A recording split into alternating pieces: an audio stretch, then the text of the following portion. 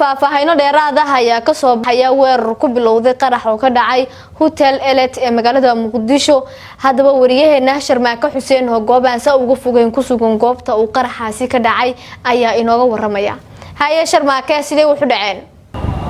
aad ma xasantahay Nafiisa Cabdullaahi Qorone waxaan ku suganahay meel aan ka fogeyn sida uu sheegtay goobta qarax uu ka dhacay iyo sidoo kale weerarada ay ka soconayaan xiligan Hotel Elite daawada intaan qasaaraha u gudbin ka hor waxaan ka bixinayaa sawir guud waxa uu ku yaalaa xeebta Liido waa goob ay inta badan dhalinta Soomaaliyeed noocyada kala duwan iyo mas'uuliyiinta dawladda ay isugu yimaadaan galbihii ama galabtii oo kale waxa hotelkaasi uu qayb ka yahay goobaha ugu bulshada badan marka loo eego hoteelada ay isugu yimaadaan qaybaha kala duwan bulshada Soomaaliyeed gaar ahaan waliba dadka inta badan qurbaha ka imaaday Hotel Elite inteesa markaasi weerarkan uu ka dhicin qaraxyada ku bilowday ka hor sida arkaysaan muuqaalkiisa sidan ayuu ahaa hasaate saacado kadib waxa isbedelay jawiga quruxda badnaa Hotel Elite sida aad arkaysaan burburkan hotelka ayaa markaasi qaraxii hotelka lagu soo weeraray ayaa burburkan uu ka dhashay qasaaraha markaan u gudbo sida wararka ay sheegayaan inkastoo ay adag tahay in qasaaraha dhabta ah la helay weerarkii wali soconaya goobta qarax uu ka dhacay ciidamada ammaanka dawladda Soomaaliya ayaa isku geedaamay way adag tahay warbaahinta in si toos ay u gasho hase ahaatee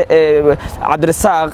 Allah u naxariisto xiriirka waa agaasimaha xiriirka gobolada wasaaradda warfaafinta ayaa la xaqiijiyay misna kamid ah dadkii ku dhintay Hotel Elite sidoo kale sabarqaada SNTV ka tirsan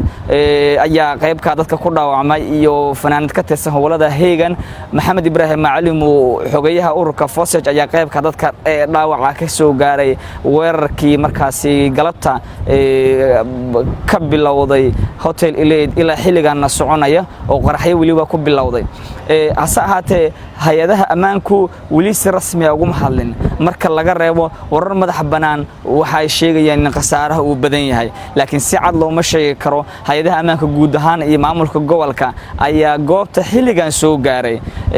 waxa la filayaa in goordhow ay la hadlaan warbaahinta laakiin warbaahinta ayaa qudhadeeda ku adag in ay gasho xogta rasmiga ah ay ka soo gudbiso goobtaasi iyadoo hay'adaha ammaanka ay soo gaareen goobta misna ay sheegayaan in ay qasaaruhu inta ay ka badan karaan misna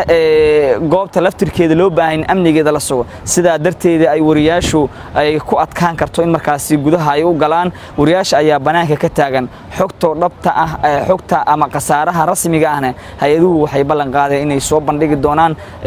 waqtiyada ugu soo horeeyo xogahaas aan helno ayaan daawadeeda la soo wadaagi doonaa BC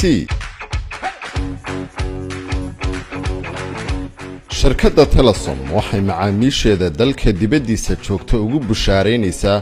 in iyagoo gurigooda jooga lacag u diri karaan eheladooda iyo asxaabtooda abka BC waxaad si fudud lacag ugu diri kartaa adigoo gurigaaga jooga loo diruhuna wuxuu ku helayaa saad ama accountkiisa Daarasalaam Bank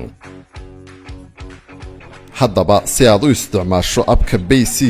waxaad kala soo degi kartaa moobilkaaga BC si fudud lacag ugu dir adigoo gurigaaga jooga payc